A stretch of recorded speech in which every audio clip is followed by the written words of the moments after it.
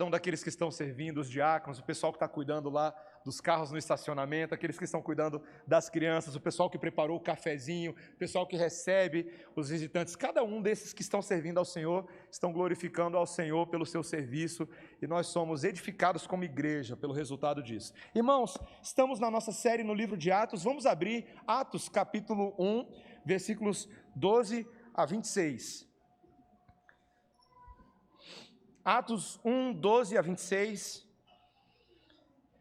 nós ouvimos os sermões na abertura desse livro. O reverendo Silvio Biso nos ajudou a entender algumas coisas muito preciosas que nós vamos retomar aqui hoje, no último sermão. Se você está nos visitando hoje à noite e gostaria de saber mais sobre as nossas séries de pregação e pregações, você pode entrar ali no nosso canal do YouTube, no Spotify, e acompanhar as nossas séries sequenciais nesses livros da Bíblia. Tá? Terminamos o Evangelho de Marcos, agora estamos estudando o Evangelho de Cristo segundo Atos, temos chamado assim.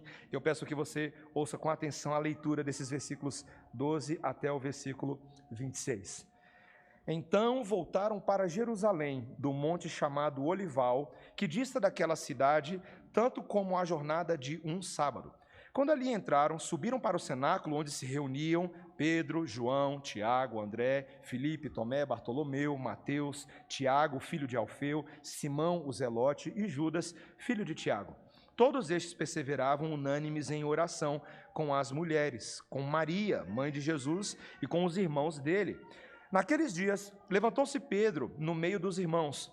Ora, compunha-se a assembleia de umas 120 pessoas. E disse: Irmãos, convinha que se cumprisse a escritura que o Espírito Santo proferiu anteriormente por boca de Davi, acerca de Judas, que foi o guia daqueles que prenderam Jesus. Porque ele era contado entre nós e teve parte neste ministério. Ora, este homem adquiriu um campo com o preço da iniquidade, e precipitando-se, rompeu-se pelo meio, e todas as suas entranhas se derramaram. E isso chegou ao conhecimento de todos os habitantes de Jerusalém, de maneira que em sua própria língua esse campo era chamado Aceldama, isto é, campo de sangue. Porque está escrito no livro dos Salmos: fique deserta a sua morada, e não haja quem nela habite, e tome outro o seu encargo. É necessário, pois, que dos homens que nos acompanharam todo o tempo que o Senhor Jesus andou entre nós, começando no batismo de João, até ao dia em que dentre nós foi levado às alturas, um destes se torne testemunha conosco da sua ressurreição. Então propuseram 2, José, chamado Barsabás, cognominado Justo, e Matias. E orando, disseram: Tu, Senhor, que conheces o coração de todos, revela-nos qual destes 2 tens escolhido para preencher a vaga neste ministério e apostolado, do qual Judas se transviou, indo para o seu próprio lugar. E os lançaram em sortes, vindo a sorte recair sobre Matias, sendo-lhe então votado lugar com os 11 apóstolos. Essa é a palavra de Deus. Vamos orar mais uma vez, irmãos. Senhor, a tua palavra, ela é bendita e santa, ela é alimento para as nossas almas, ela é infalível, ela não tem falhas, ela não tem erros, ela é inerrante e ela é inspirada, ela é soprada pelo Senhor sobre esses homens que a registraram, e o Senhor, de uma certa forma, também sopra em nossos corações nessa noite, para que saibamos e aprendamos de Ti, que Teu Espírito Santo quebre os grilhões da nossa incredulidade e nos leve a crer no Evangelho de Jesus, em nome de quem nós oramos. Amém. Irmão, vocês já ouviram a expressão, o show tem que continuar? Vocês já ouviram, crianças, essa expressão? O show tem que continuar. Então, crianças, se é um show tem que continuar, para ajudar vocês a capturarem alguns elementos do sermão, vocês vão desenhar aí no papelzinho de vocês, aqueles que têm, um palco, como se fosse um show acontecendo, tá? E aí pode ter lá uma banda, tá? Igual essa banda aqui, tá? Pode ter teclado, bateria, então você desenha lá, ou você pode desenhar, então, uma peça de teatro, alguma coisa acontecendo ali naquele palco, tá bom? O show tem que continuar é a frase que se sucede quando alguma coisa ruim acontece, né? Uma vez eu fui a uma peça de teatro quando eu era mais novo, e foi uma daquelas peças que caiu a energia no meio. Na verdade, isso aconteceu na minha vida 2 vezes, tá? Foi numa peça de teatro, uma vez foi uma apresentação de um grupo a capela aqui em Brasília, em 96, lá na Sala Vila Lobos, está sendo restaurada, dizem, né? E aí acabou a energia, e aí aquele grupo a capela, que é um grupo a capela, não depende de nada, continuou cantando. Foi muito legal. E eles continuaram cantando por alguns minutos, como se a luz não tivesse caído, e continuaram cantando ali. E quando a luz retornou, eles continuaram do mesmo ponto da música onde eles pararam, como se tivessem ensaiado. Legal isso, né? É mais ou menos essa ideia do show tem que continuar. Alguém tem que assumir o bastão. Alguém tem que seguir em frente, mesmo quando tudo parece que desmoronou. E aqui no caso de hoje, como veremos nesse texto, quando parece que o auge de um grande líder alcançou o seu ápice e não há nada mais que se possa fazer se não deixar aquele ciclo terminar, o texto vai nos mostrar que a obra do Senhor continua. Ela continua, meus irmãos. E o Deus que começou a obra e levanta grandes momentos é o Deus que se compromete a ajudar o seu povo a dar continuidade à obra. Às vezes, meus irmãos, é difícil. Às vezes o show que era tocado antes, ele estava indo tudo muito bem, mas alguma tragédia acontece, algum problema grave. Ministérios podem ter homens que entram em processo de escândalo.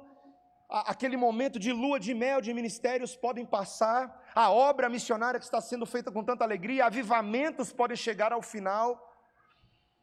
Mas de alguma maneira a obra do Senhor continua até o dia que Ele voltar para resgatar a igreja. E o livro de Atos, a maneira como ele começa parecendo que era um fim, mas na verdade é um início, é um novo início, é uma continuidade. Nesse texto de hoje, meus irmãos, nós vamos aprender aqui sobre a continuidade da obra do Senhor por meio da sua igreja, e o Senhor nos ensina aqui características iniciais dessa igreja que está se formando ali, a igreja primitiva do livro de Atos, que é na verdade um modelo de continuidade que eu e você devemos ter, olhar para frente, olhar para o que Deus está fazendo. E nós vamos ver aqui 3 lições sobre a continuidade da obra do Senhor. A importância de continuar perseverando em oração, é a primeira coisa que nós vamos ver. A importância de continuar não ignorando as ameaças do pecado, segunda coisa que vamos ver. E a importância de continuar quando Deus levanta líderes para mobilizar a sua igreja. Tá? Então nós vamos ver essas 3 áreas. Primeiro, essa perseverança unida em oração. Perseverança unida em oração. Meus irmãos, ali o reverendo Silvio Biso, e você que está lendo o livro de Atos, a gente incentiva que você leia o livro de Atos.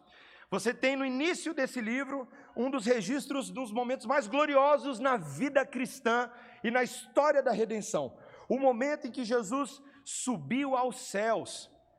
Um momento cujas algumas palavras que antecederam foi a promessa de que aqueles discípulos receberiam o Espírito Santo, e quando o Espírito viesse, eles seriam testemunhas em Jerusalém, em Judeia e Samaria e até os confins da terra para dar testemunho de Cristo. Essas foram as últimas palavras de Jesus aos seus discípulos, e então ele subiu aos céus, e enquanto eles observavam ali, é o que nós lemos na palavra de Deus, ele desapareceu numa nuvem, atrás de uma nuvem, e então 2 anjos, 2 homens vestidos de branco aparecem e dizem: Galileus, por que vocês estão aí parados olhando para o céu? Este mesmo Jesus que vocês viram sendo levado para o céu, tão certo quando ele subiu, ele voltará.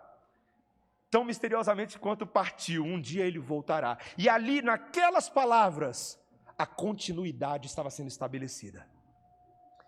Porque veja, meus irmãos, você está vendo o maior espetáculo da terra, né? O seu mestre, a quem você ama, que havia ressuscitado dos mortos, subindo. Aí você está pensando: e agora? O que eu faço da minha vida, né? Ele foi embora. Mas era isso que esses homens estavam antecipando. O show tem que continuar. Porque Jesus, na verdade, sim, ele havia ido embora fisicamente, mas ele havia prometido lá na grande comissão, eu e você lembramos disso em Mateus 28 e Lucas 24, ele disse: eis que estarei convosco todos os dias.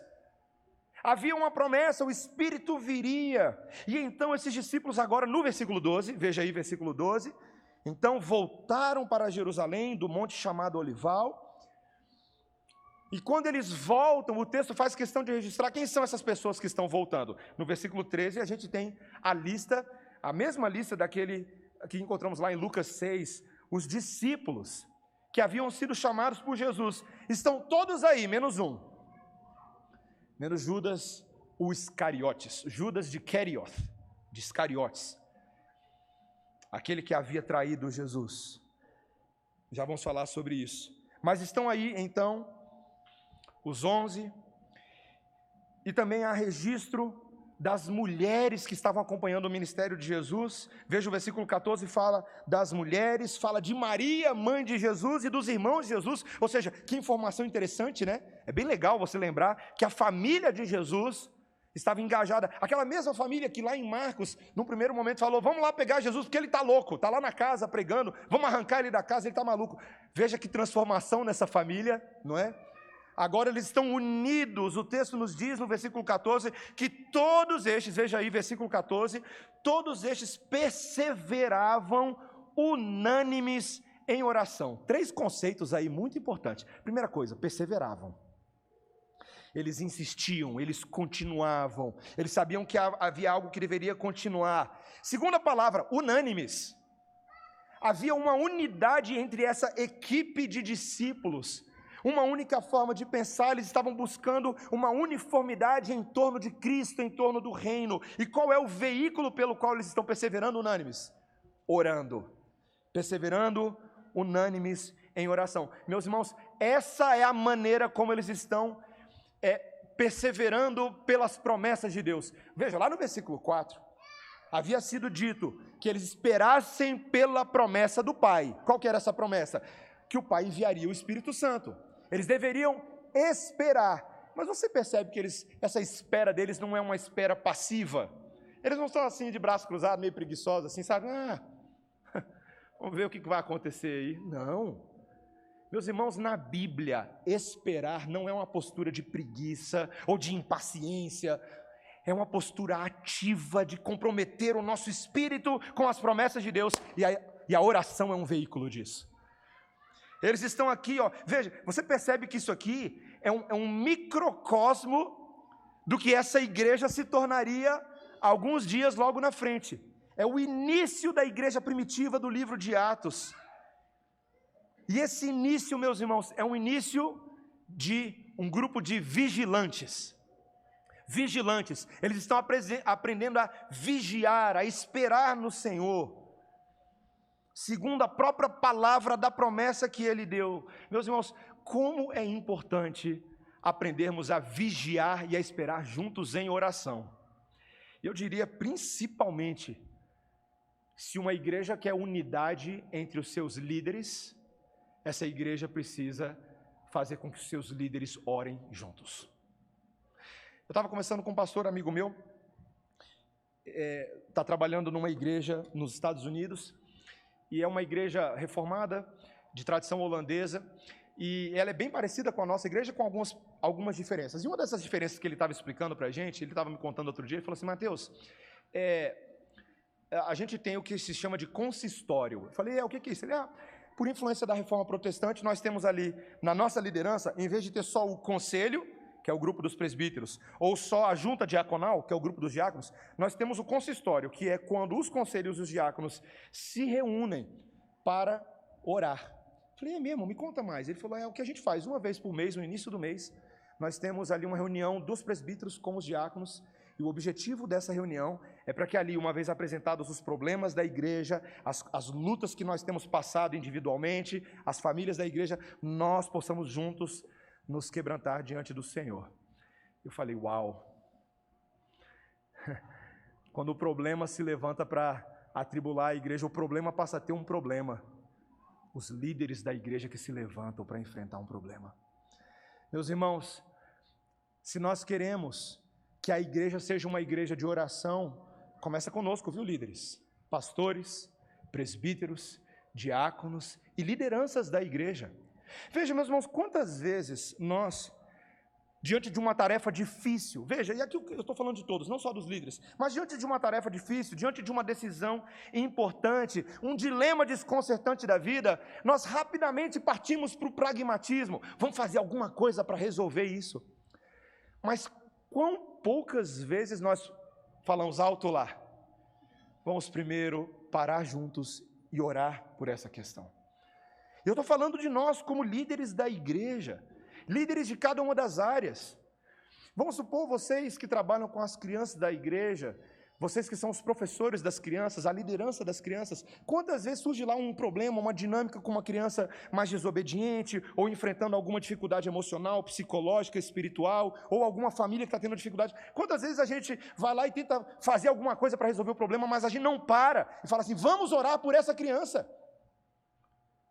Quantas vezes os jovens da igreja, viu jovens, mocidade, os nossos trabalhos com jovens adultos, a gente está vendo ali o pessoal do vôlei, viu o pessoal do vôlei? Você fica sabendo de um problema que aconteceu com alguém do grupo, alguma dificuldade, alguém que está se desviando do evangelho, alguém que está fraco na fé, alguém que está postando coisa que não deveria no Instagram, e aí às vezes a gente já quer tentar resolver com as nossas próprias mãos, mas a gente não para orar, como líderes, por aquelas pessoas. Meus irmãos, como pastor presbiteriano que crê na palavra de Deus e tem experimentado muita coisa, eu queria falar uma coisa para a igreja. Quero falar uma coisa com todas as letras. Eu tenho experimentado na minha vida uma mudança de paradigma, de orar mais em vez de tentar resolver as coisas com a força do meu braço e colher mais porque estou orando mais. Ver Deus fazer muito mais do que eu consigo fazer. E eu quero incentivar a igreja, os líderes dessa igreja, a orarmos cada vez mais. Por quê, pastor? Para buscarmos unidade. Pensarmos de forma unânime para sermos mais perseverantes diante dos problemas e não desistirmos no primeiro ataque de Satanás, na primeira dificuldade que o Senhor nos coloca. Nós precisamos imitar essa igreja que está se formando. Depois a gente tem lá Atos capítulo 2, para falar sobre a igreja primitiva, ainda tem um tanto de oração para a gente falar. Mas aqui nós vemos a importância de dar continuidade à obra do Senhor quando perseveramos unidos em oração. Mas em segundo lugar, meus irmãos, veja que a obra de continuidade também vem quando nós não ignoramos os efeitos e as consequências do pecado público. Presta atenção. Em segundo lugar, a obra de continuidade, ela acontece bem quando uma igreja não ignora os efeitos e as consequências de um pecado público. O texto vai nos mostrar, a partir do versículo 15, que então se levanta um homem que vai ser muito importante no livro de Atos, não é? Pedrão. Pedro Pedrão ia ser o grande pastor da igreja de Jerusalém. E aqui, esse Pedro assume a dianteira. Detalhe, aquele Pedro que estava em dúvida até alguns dias atrás sobre o que ele ia fazer da vida dele, né? Se ia pescar, se ia fazer alguma coisa, mas Jesus restaurou ele. E aqui ele agora, cheio da intrepidez e da ousadia, no Espírito Santo de Deus, ele começa agora a falar com todas as letras, diante dessa assembleia de 120 pessoas, aqui reunidas, provavelmente em culto, em lugar de adoração. Então ele está provavelmente aqui expondo a palavra de Deus, trazendo o sermão, e ele vai falar que convinha, versículo 16, veja aí comigo, irmãos, convinha que se cumprisse a escritura que o Espírito Santo proferiu anteriormente por boca de Davi. Meus irmãos, o apóstolo Pedro vai falar que lá no Antigo Testamento, 1000 anos antes, mais especificamente no Salmo 69 e no Salmo 109, que são os dois salmos que estão sendo citados aí no versículo 20, tá? De que o Espírito Santo de Deus estava falando por meio da boca de Davi.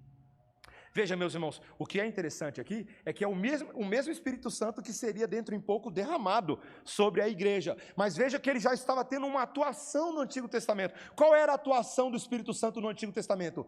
Inspirar as palavras que foram registradas para nós. Os salmos são palavra de Deus porque são inspirados por Deus. Interessante isso, né? Então olha a doutrina das escrituras aqui. Mas então ele está falando, Davi, o rei Davi, ele escreveu a respeito de quem? De Judas. Veja, aqui os versículos 20, olha o versículo 20 comigo aí, ele cita, né? Fique deserta a sua morada e não haja quem nela habite. É a citação do Salmo 69 e depois a citação do Salmo 109. Tome outro o seu encargo.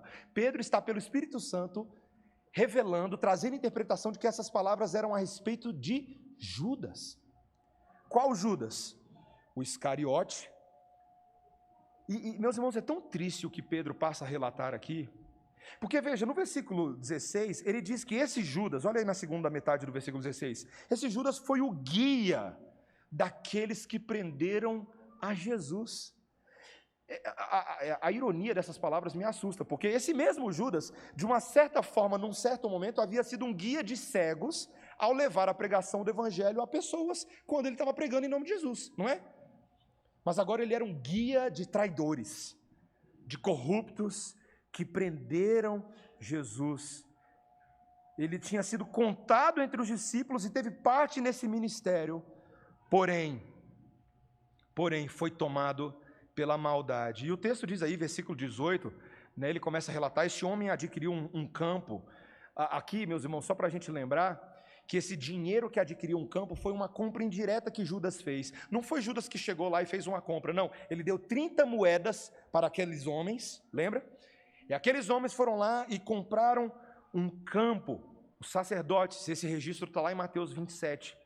E Judas, então, esses sacerdotes que compram o campo do oleiro com o dinheiro de Judas, como se fossem procuradores, com o mesmo efeito de Judas, como se ele tivesse feito aquela compra. Mas esse campo, meus irmãos, se torna um campo de maldição. Judas aceitou o suborno maldito, e nesse pequeno terreno, ele teve um fim trágico. Não quero ser muito gráfico, mas o que o texto está falando aí é que a barriga dele rasgou-se, as suas vísceras se espalharam. A maioria dos comentaristas entendem que é uma forma de descrição de um enforcamento que aconteceu ali. E a notícia se espalha em Jerusalém, e aquele lugar se chamou Aceldama, isto é, campo de sangue. Meus irmãos, o tema desse texto de hoje, ele é um tema difícil, né? E eu não é só sobre isso, mas é sobre isso também. Porque é claro que na nossa sociedade hoje muito se discute sobre o suicídio, né? Hoje no almoço eu estava tendo uma conversa ali com os irmãos, a gente foi almoçar juntos, e existem estudos, né? Hoje os psicólogos, os terapeutas, os médicos da saúde mental e psiquiatras, e os próprios estudiosos das relações sociais, os sociólogos, tentam entender por que há um aumento da incidência do suicídio tão grande nos últimos 20 anos no mundo em geral e principalmente no mundo ocidental. Os números são alarmantes, meus irmãos. E aí as pessoas, é claro, elas tentam sempre atribuir alguma causa social, né? Alguma coisa na criação daquela pessoa, expectativas de vida não cumpridas, sonhos e projetos que ela tinha que não se configuraram, decepções amorosas, envolvimentos com entorpecentes, e por aí vai. Tem tantas explicações, não é? Nós sabemos disso. Muitas coisas nesse mundo podem quebrar uma pessoa. Mas, meus irmãos, o texto está nos mostrando em Judas, e tantos outros textos no Novo Testamento, quando falar de Judas, vão falar o que está por trás de tudo isso. Um homem que estava sob o controle direto de Satanás. Satanás. Lembra quando o Senhor Jesus Cristo, quando ele libera Judas para fazer o que ele tinha para fazer, e lá fica registrado claramente que Satanás entrou em Judas. E ele se tornou um instrumento, um agente das trevas. E o que esse texto está mostrando para a gente é que o princípio geral é que Satanás, por um tempo, faz uso de uma pessoa, mas depois causa destruição na vida daquela pessoa que ele usou, para os seus propósitos malignos. Meus irmãos, veja a desgraça. E isso acontece, meus irmãos, porque Jesus já havia dito para a gente lá em João 8,44, quando ele falou sobre Satanás, ele estava lá discutindo com os judeus, ele disse que esse Satanás, ele foi homicida desde o princípio. Quando você fala de homicídio, ou suicídio, ou fraticídio, ou feminicídio, qualquer tipo de sídio desses que você queira falar, você precisa lembrar que existe alguém que encarna, que emana isso, é o próprio inimigo de Deus. Caim e Abel é uma das histórias na Bíblia que me marca muito. São dois irmãos. Como é possível, logo no início da história da humanidade, um pecado tão grave ser cometido? E nós vamos ser lembrados lá em 1 João capítulo 3, que Caim, infelizmente, ele era um filho das trevas. Ele era um filho do diabo. Então, meus irmãos, não nos enganemos. Sim, existem causas que muitas vezes atribuímos como causas sociais, causas emocionais, mas não se engane, a nossa luta é contra ele, sim, é contra o diabo. Paulo falou isso em Efésios 6. Nossa luta não é contra a carne, não é contra sangue, mas contra principados e potestades e dominadores deste mundo tenebroso, a saber, as forças do maligno. Meus irmãos, eu já falei isso algumas vezes aqui na igreja e vou repetir hoje de novo. Um dos maiores enganos e vitórias que Satanás pode alcançar momentaneamente sobre a vida da igreja é nos fazer achar que ele não está envolvido com os problemas desse mundo. É a gente atribuir as causas sociais, psicológicas, terapêuticas, tudo. Você dá todas as culpas, mas não vê exatamente Satanás em ação. Meus irmãos, é verdade que isso que aconteceu a Judas, especificamente, o tomar a sua própria vida, foi a ação de um descrente. No fim das contas, Judas, de fato, se revelou como alguém que não cria em Deus, que por um tempo se simpatizou com o Evangelho, mas ele não cria no Evangelho, ele não foi salvo, ele não era eleito para a salvação. Mas há algo que eu e você podemos extrair para nós, os que cremos. Veja, nós não afirmamos que há possessão demoníaca de crentes, não há. Mas há algo que eu e você aprendemos sobre esse texto. A importância de confessar pecados e de andarmos em santidade para não morrermos esmagados sob a pesada mão de Deus por não confessarmos nossos pecados. Meus irmãos, a culpa tem um poder destruidor. A culpa de Judas, ela também é refletida lá no Salmo 32, quando o salmista, ao escrever ali para a gente, ele vai falar sobre o fato de que por não ter confessado os seus pecados, a mão de Deus, a sensação que ele tinha, era como se a mão de Deus o esmagasse, pesasse sobre ele dia e noite. Os ossos dele estavam se tornando em sequidão de estio, esmigalhados, porque ele estava vivendo uma vida sob o peso da culpa, e Deus não nos chamou para vivermos sob o peso da culpa. E Deus, meu irmão, minha irmã, te dá um mecanismo para você se livrar da culpa. Sabe qual é o mecanismo? Confessar os seus pecados àquele que carregou toda a nossa culpa. Para que eu e você, sendo crentes, não flertemos com um ser, um Judas, por um tempo da nossa vida. Para a gente não viver se arrastando. Meus irmãos, a pior coisa que pode acontecer na vida de um crente, sabe o que é? É ele viver se arrastando. Ele não tem coragem de ir para a igreja, ele não tem coragem de encontrar com os irmãos da igreja, ele não tem coragem de orar, ele não tem coragem de ler a Bíblia, sabe por quê? Porque ele está se arrastando na lama dos pecados dele todos os dias. Meus irmãos, não é para ser assim. Crente tem, meus irmãos, a habilidade, a alegria e a vitória em Cristo de confessar e saber que em Jesus nós temos o perdão dos nossos pecados, para que eu e você não vivamos enlameados. E você percebeu aqui o detalhe, a informação de que Pedro diz que a maneira como a informação de que Judas havia morrido chegou ao conhecimento a todos os habitantes de Jerusalém. Significa, meus irmãos, que aquele pecado se tornou público e trouxe tristeza ao coração de toda uma comunidade.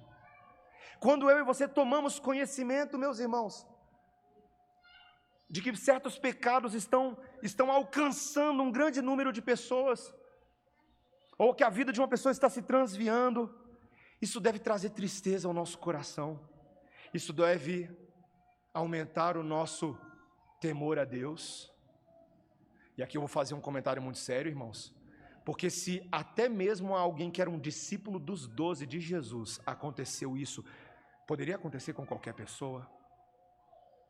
Líderes de ministérios, infelizmente nós temos ouvido notícias que nos entristecem muito, não é, meus irmãos? Aqui no Brasil, nos Estados Unidos, pastores renomados, consagrados, tomando as suas próprias vidas, por motivos às vezes que fogem ao nosso entendimento. Às vezes a gente não sabe o que está acontecendo. Mas toda vez que eu ouço uma notícia dessa, meus irmãos, duas coisas têm que acontecer com o meu coração e com o seu coração também. Primeiro, a gente tem que se entristecer. A gente tem que se entristecer. Há lugar para a tristeza na vida cristã, e é se entristecer, porque por meio dessas coisas, muitas vezes, o nome de Cristo, ou o Evangelho de Cristo, sofre ataques, e nós devemos nos entristecer pela vida dessas famílias que ficam para trás. Eu fico pensando muito nessas esposas de pastores, nesses filhos de pastores. Lembre de orar pelas esposas de pastores e filhos de pastores, viu, meus irmãos? Ore. E eu peço que vocês façam isso por mim mesmo, viu? Eu sei que vocês oram por mim, mas eu posso pedir uma oração diferente? Orem pela Débora, orem pelos meus filhos, orem pela Tati, orem pela Gigica, pela Bárbara, pela Bia, lá na Europa, pelas filhas do Silvio. Orem pela família do Quaresma, orem pela família dos presbíteros da igreja. Meus irmãos, vocês já ouviram aquela sina de filho de pastor, de filho de presbítero? A gente rejeita esse negócio aqui. A gente não gosta dessas coisas aqui, não. A gente não vai pelas estatísticas. Mas para a gente não se tornar estatística, a gente tem que orar. A igreja tem que orar. A igreja não pode brincar com Satanás, igreja. A gente tem que orar. E orar cada vez mais uns pelos outros, assim como os pastores são chamados a orar por vocês. E nós temos buscado fazer isso. Orem também pelos líderes de vocês. Terceiro e último lugar, meus irmãos. Vamos recapitular. A obra tem continuidade quando a gente não ignora o efeito do pecado e suas consequências na vida comunitária. A obra continua quando nós perseveramos unidos em oração. E em último lugar, igreja, terceiro e último lugar, a obra do Senhor vai ter continuidade quando Deus realmente se levantar os novos líderes para carregar o bastão da doutrina. Tendo dito tudo isso sobre Judas, então Pedro fala, versículo 21, veja comigo a leitura do versículo bíblico. É necessário, pois, que dos homens que nos acompanharam todo o tempo que o Senhor Jesus andou entre nós, começando no batismo de João, até o dia em que dentre nós foi levado às alturas, um destes se torne testemunha conosco da sua ressurreição. Pedro vira para esses ouvintes, esses 120 e fala, Deus ordena que nós substituamos aquele que se perdeu. É necessário repor o quadro. Meus irmãos, isso é tão importante no livro de Atos, esse grupo desses 12 apóstolos. Eu vou explicar já já um pouco mais sobre isso, mas veja que Pedro agora vai falar que para escolher um novo apóstolo, você não vai usar qualquer critério. Um apóstolo não era qualquer líder, era necessário que especificamente fosse um dentre aqueles que acompanharam no tempo em que o Senhor Jesus Cristo havia andado fisicamente entre eles. E ele dá aqui um período temporal bem específico, né? Começando no batismo de João até o dia em que Jesus subiu aos céus. Nós precisamos de um dos homens que esteve andando conosco durante esse período. Por quê? Porque ele vai se tornar uma testemunha conosco. Essa explicação é muito importante, meus irmãos. Um apóstolo era uma testemunha ocular, era alguém que presenciou os fatos, as palavras, o poder, os sinais, os prodígios de Jesus. Era alguém que viu Jesus morrendo, era alguém que viu Jesus ressuscitando, é alguém que viu Jesus subindo aos céus. Sabe, meus irmãos, eu fico pensando no tipo de pessoa que era um apóstolo, né? Um apóstolo, alguém vinha debater com um apóstolo, fala assim, o evangelho de vocês é uma fabricação, vocês não sabem de nada. Aí o apóstolo pensando, você que não sabe de nada, porque você não sabe que esses olhos aqui, esses olhos aqui viram, os meus ouvidos ouviram, minhas mãos tocaram. Como João fala lá em 1 João, capítulo 1, versículos 1 a 4, nós compartilhamos a vocês daquilo que os nossos olhos viram, daquilo que os nossos ouvidos ouviram, as nossas mãos apalparam, a luz de Deus encarnou entre os homens. Um apóstolo era assim, era uma testemunha fidedigna da ressurreição, e esse era um critério bem específico. E haviam ali dois candidatos, dois homens que se encaixavam nesses critérios de apostolicidade. Um deles, chamado José Barsabás, também chamado de Justo, e Matias. Esses dois eram homens que estavam à altura, estavam dentro do padrão específico que Deus exigia para os seus apóstolos. Então, meus irmãos, só algumas perguntas iniciais que nós estamos respondendo aqui, tá? Não vou tratar disso tudo hoje, temos outros sermões para isso. Primeiro, meus irmãos, que nem todo mundo é apóstolo não, tá? Hoje em dia tem um movimento apostólico aí, né? Não. Não tem, tá? Deixa para os outros sermões, mas não tem. Segundo lugar, como é que você faz quando tem dois que são bons para o negócio, mas só cabe um? Só tinha uma vaga, né? Esses dias eu ouvi uma piada, né? Eu não vou contar a piada agora não é hora disso não. Como é que você faz? Aqui o texto nos diz que eles lançaram sortes. Literalmente eles fizeram isso. As sortes, meus irmãos, eram um mecanismo de escolha como se fossem os dados, tá? Eram provavelmente pedrinhas marcadas que eram colocadas dentro de um pote um pote, tá? Um pote daqueles dias, e eles sacudiam e lançavam. E elas iriam apontar ali para alguém. E meus irmãos, todo mundo lê esse texto e fica assim, que negócio é esse de sortes, né? Apóstolo jogando sorte. Veja, meus irmãos, isso não significa que hoje eu e você devamos fazer uso das sortes como um comando para tomar grandes decisões, tá? Na vida cristã, eu faço minha oração, né? E falo, Senhor, cuida das minhas decisões, me dá teus princípios, em nome de Jesus, amém. Aí você fecha unidu, nite, salame, mingue, eu sou verde colorê. A gente não deveria tomar decisões assim. Essas sortes não eram bem assim, tá, meus irmãos? Veja que o texto vai deixar bem claro que esses apóstolos, numa situação muito única, eles entendiam que eles estavam sujeitando a Jesus a escolha. Eles entregaram o assunto a Jesus, está registrado aí. Eles criam que Deus seria soberano naquele momento, naquela decisão específica, para escolher entre um desses dois homens. E Matias foi escolhido. No restante do Novo Testamento inteirinho, os presbíteros e diáconos não são escolhidos por sortes nas igrejas. Não, eles são escolhidos por meio da eleição de oficiais, tá? Atos capítulo 14, 23, Atos 15, 22, tem outros textos, são textos que mostram que os diáconos e os presbíteros eram eleitos, eles eram escolhidos pela própria igreja, segundo os critérios que os próprios apóstolos deram. 1 Timóteo capítulo 3, Tito capítulo 1, versículos 5 a 9, são os critérios que os próprios apóstolos deram para a escolha de pastores, presbíteros e diáconos nas igrejas. Mas, meus irmãos, a gente ainda precisa responder uma pergunta final aqui desse texto. Mas por que tinha que ser esses 12? Por que há uma ênfase tão grande no livro de Atos? Ó, tem que completar esses 12 aí. Tem que ser 12. E nem para cima, nem para baixo. Tem que ser esses 12. Por quê? O que é que o Espírito Santo estava ensinando sobre continuidade da obra de Deus? Meus irmãos, aonde no Antigo Testamento que tem o número 12, hein? Lá atrás, né? A gente acabou de terminar uma série em Gênesis e começando uma série em Êxodo, e tem os 12 lá, não tem? Os 12 filhos de Jacó, que não valiam a roupa que vestiam, né? Mas Deus transformou a vida daqueles homens. No final do livro de Gênesis, Deus vai transformando e aqueles homens se tornam os cabeças das 12 tribos. Eles se tornam os representantes da totalidade do povo de Deus. A Bíblia joga na conta daqueles 12 como se fossem assim os representantes. Todo o povo de Deus está dentro dessas 12 tribos aqui, as tribos de Israel.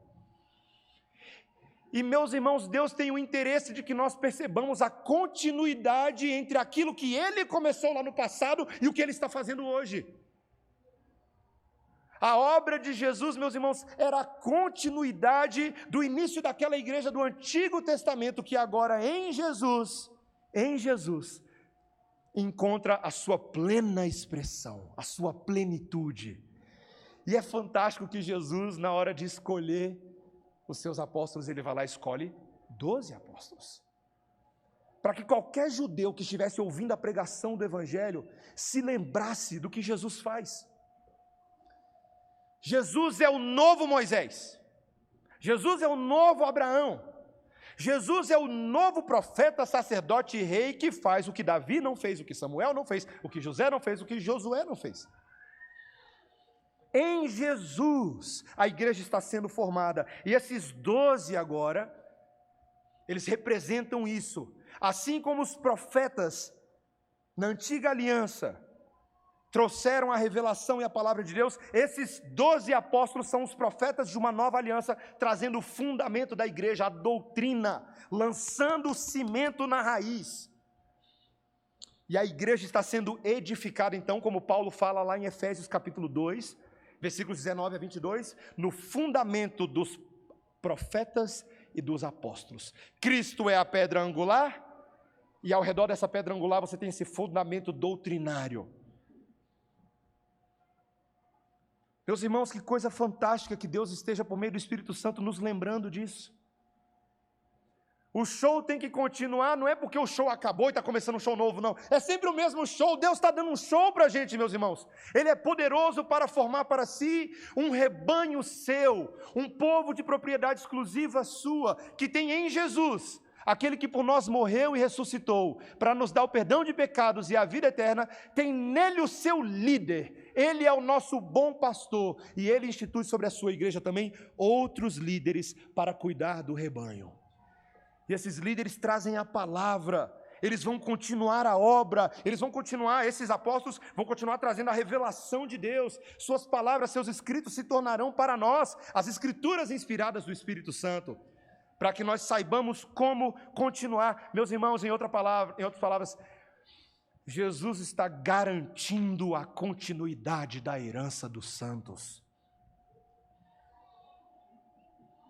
a despeito de tragédias que possam assolar a igreja, como por exemplo o que Judas fez. Nas minhas férias agora eu estava lendo um pouquinho de história da igreja, e um dos teólogos, a gente fala muito sobre Calvino, mas dependendo de quem você conversa, teve um cara no momento em que ele viveu que foi um pouquinho mais importante que Calvino, foi o discípulo dele, um cabrinha chamado Teodoro Beza. Você já ouviu esse nome antes? Teodoro Beza foi um teólogo do movimento reformado, nasceu em 1519, morreu em 1605. E Teodoro Beza teve ali a oportunidade, junto com aquela companhia dos pastores de Genebra, de estudar sob a batuta de Calvino. E ele era um homem piedoso, era um homem muito crente, mas que de repente, de uma hora para outra, se viu com uma tremenda responsabilidade. Calvino morreu. E meus irmãos, você sabe o que acontece quando um líder carismático como Calvino falece, né? É comum que haja um período de incerteza e insegurança sobre o futuro. E foi exatamente isso que aconteceu em Genebra. A ausência de uma figura tão influente criou ali por um momento um vácuo na liderança daquela comunidade, e logo algumas divisões começaram a surgir em Genebra. Mas havia um homem ali chamado Teodoro Beza. Ele era professor, ele era teólogo e ele amava a Deus. E sem querer, querendo, Teodoro Beza foi sendo empurrado para dentro da responsabilidade de substituir a liderança de Calvino na igreja genebrina. Os membros da igreja, veja meus irmãos, se você tem um púlpito em que Calvino está pregando todo domingo, de repente o homem morre, quem é que vai pregar agora, né?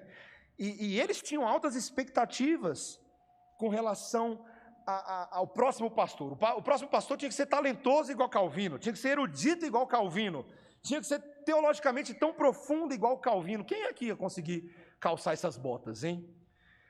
Mas Teodoro Beza, meus irmãos, enfrentou esse desafio e ele começou a fazer aquele trabalho básico, o feijão com arroz que Deus chama todos os seus servos a fazerem, pregar com fidelidade, domingo após domingo, semana após semana. Havia uma pressão pela ortodoxia doutrinária.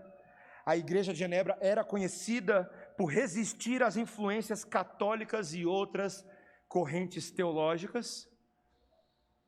E Beza não correu do leão.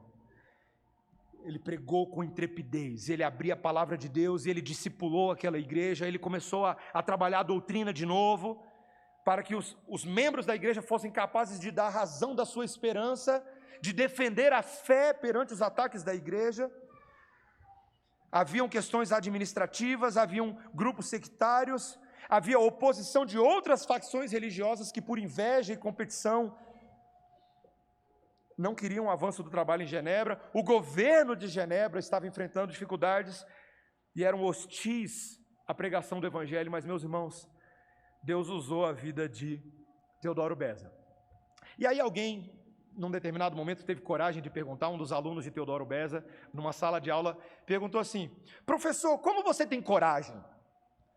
Como você tem coragem de fazer tudo o que você está fazendo hoje? E aí Teodoro Beza, ali nessa aula de teologia sistemática, ele vira e diz: veja, na verdade eu não tenho coragem nenhuma. E ele abre o coração com a turma, ele fala: eu me sinto fraco, pequeno, incapaz. Mas eu sirvo aquele que é o Deus Todo-Corajoso. E Beza faz uma defesa de quem Cristo era perante a turma. Cristo é aquele que prometeu encher de coragem os seus servos, por quê? E aí Beza afirma: porque a igreja pertence a ele, não a mim. A igreja que continua e que avança e que triunfa sobre as trevas, não pertence ao pastor, ao líder, ao apóstolo, ao Mateus, ao bispo, ao quaresma, aos presbíteros, aos líderes religiosos em Brasília, sejam presbiterianos, batistas, metodistas, anglicanos, assembleianos, não pertence a nós. A igreja pertence àquele que tem poder para fazer a obra continuar, a Jesus Cristo de Nazaré, que morreu e ressuscitou. A igreja pertence a Ele. E é o poder da ressurreição de Cristo que ressuscita pessoas que continuam de pé. Meus irmãos, Beza, Philip Melanchthon, John Knox, Wycliffe, John Huss, Martinho Lutero, Catarina von Bora, Idelete de Buri, todos os homens e mulheres que Deus levantou ao longo da história eram fracos, pequenos e limitados e não tinham coragem em si. Mas se tornaram quem se tornaram os líderes da igreja, carregando o bastão da doutrina por causa do interesse que Cristo tem na continuidade da sua obra. Não importa se Jesus nos deixou em corpo físico, não importa se um traidor parece que alcançou o sucesso, Deus prometeu que a sua igreja continuaria até o dia que Ele mesmo voltasse para resgatar a igreja. E é com base nesse poder e nessas promessas que nós estamos aí avançando até hoje, não é não, gente? 2000 anos depois. Né? O que vocês estão fazendo aí agora e eu estou fazendo aqui? Estamos avançando. Quantos ao longo da história da igreja tentaram profeticamente predizer que a igreja, os cristãos teriam seu fim? Fizeram isso no século I, fizeram no século II, fizeram no século III, fizeram no século IV. As heresias que atacavam a igreja, as facções internas, os concílios que muitas vezes não conseguiam bater o martelo, falavam assim, não, essa igreja... Aí depois a gente tem o problema da igreja católica, por meio das heresias que foram introduzidas, da perpetuação de dogmas humanos em lugar da palavra de Deus, e ao longo de toda a história, sempre houve alguém para dizer, viu, a igreja vai morrer, viu, a igreja vai morrer, viu, a igreja vai morrer. Meus irmãos, não tem como a igreja morrer, porque a igreja está ressuscitada. Não tem como. E aquele que ressuscitou a igreja, ressuscita líderes para continuar a igreja. E é assim que funciona, meus irmãos.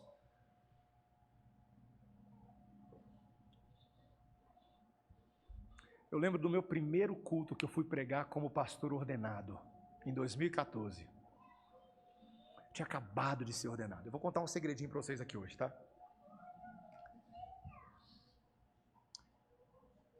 Alguns dias antes de eu ser ordenado, eu lembro que eu preguei um sermão. E, meus irmãos, não foi um bom sermão não, sabe? Abrindo o coração de crente para quem está aqui, sabe? Foi um sermão meio vagabundo assim, sabe? E aí, um amigo pastor teve coragem de fazer uma coisa que pastores têm que fazer de vez em quando uns pelos outros. Ele me chamou na responsa. Ele me chamou naquela semana que eu havia pregado o sermão. Ele estava presente no dia que eu preguei o sermão. Ele fala assim, vem aqui, Mateus. Foi bom, não? Se ele tivesse falado só isso, eu acho que aguentava. Mas o que ele falou na sequência doeu bem mais. Ele olhou nos meus olhos e falou assim, Mateus, você não representou a Cristo com fidelidade. Meus irmãos, eu estava perto de ser ordenado como pastor. Não era assim, eu não era iniciante de estudo de teologia. E aí ele, com muito amor, com muita graça, falou a verdade e pontuou elementos do meu sermão que ele julga que eu não tive precisão teológica. E alguns exemplos que eu havia dado no sermão. Meus irmãos, eu acho que foi uma das piores conversas da minha vida. Piores conversas da minha vida. Foi muito ruim, meus irmãos. A sensação foi de desistência automática, tá? E aí eu recebi aquelas palavras, chorei muito aquela semana e me preparei naquela semana porque, afinal de contas, a minha ordenação estava chegando, o meu sermão de prova. Imagina se eu ouvir essa crítica na boca do seu sermão de prova que você vai pregar. E aí eu pedi ao Senhor misericórdia, eu preparei o meu sermão de prova, preguei, fui aprovado.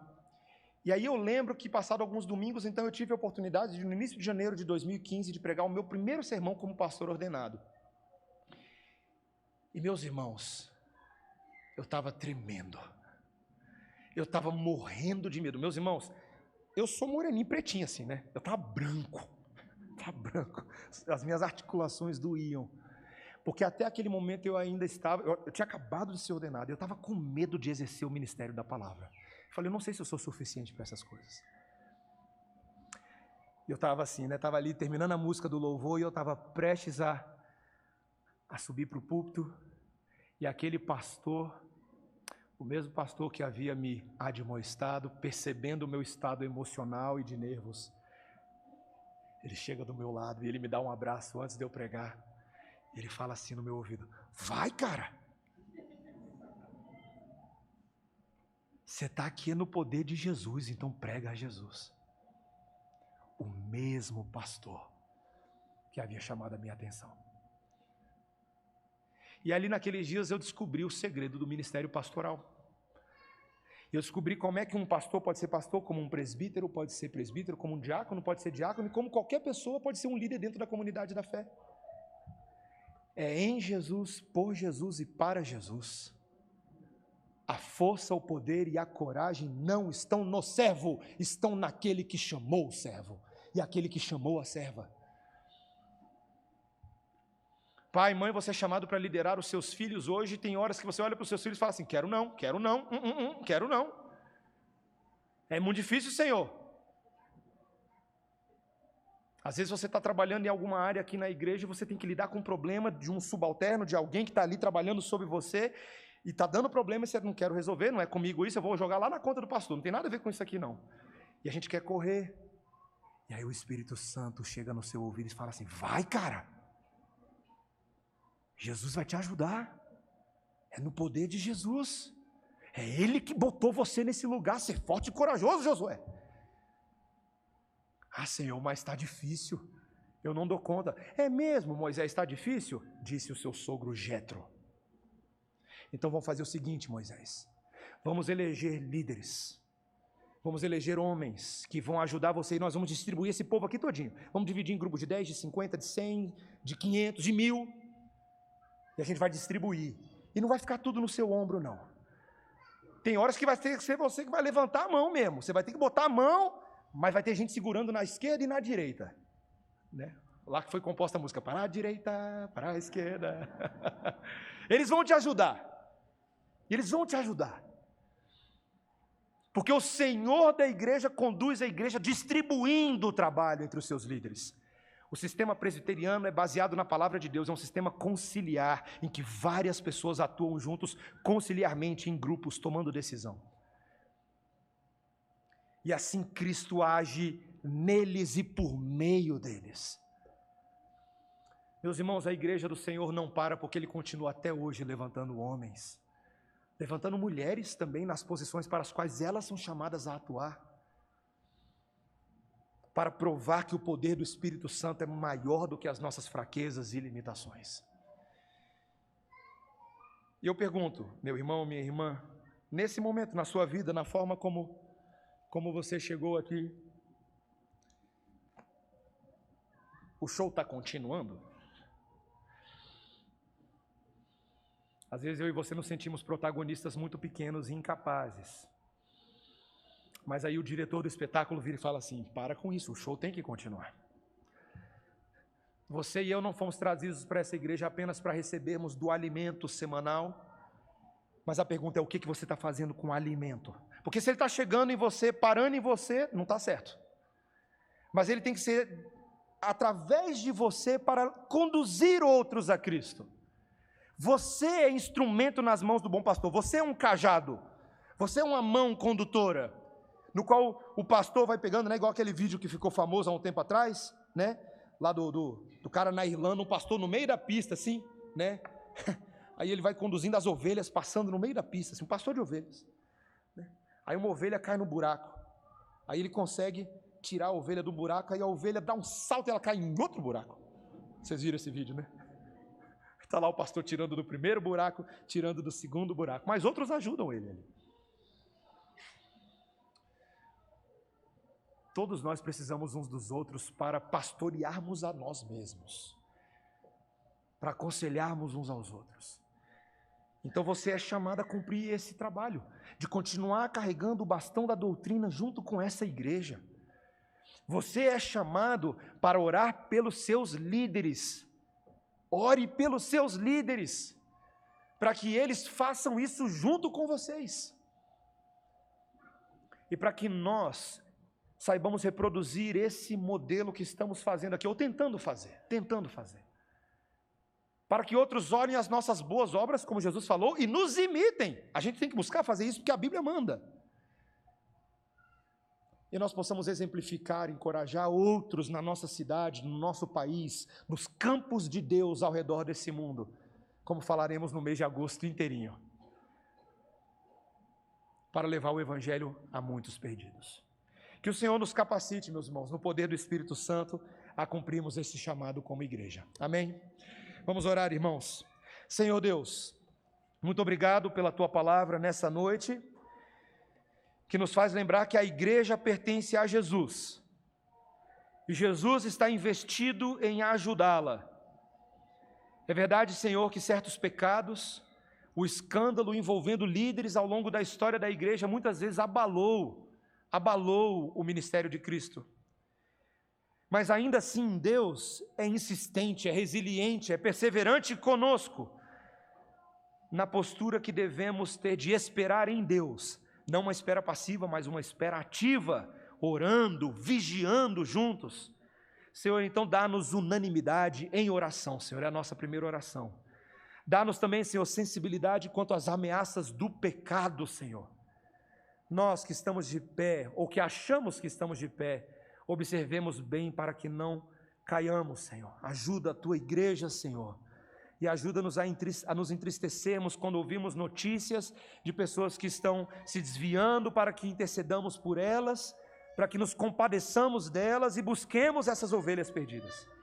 Senhor, e também dá-nos a sensibilidade para levantarmos bons líderes. Age sobre nós na liderança dessa igreja, Senhor, nos pastores, presbíteros e diáconos, para que cada um deles, junto com suas famílias, esposas e filhos, sejam encontrados fiéis todos os dias. E cada um de nós que está sendo cultivado como líder de Deus, aonde quer que estejamos, no nosso trabalho, na nossa escola, na nossa própria casa, Senhor, que nós sejamos tomados por uma intrepidez especial no Espírito Santo. Quando estivermos desencorajados e desanimados, que o Senhor nos encha com a continuidade da obra daquele que ressuscitou dos mortos. Em nome de Jesus. Amém. Igreja, vamos ficar de pé.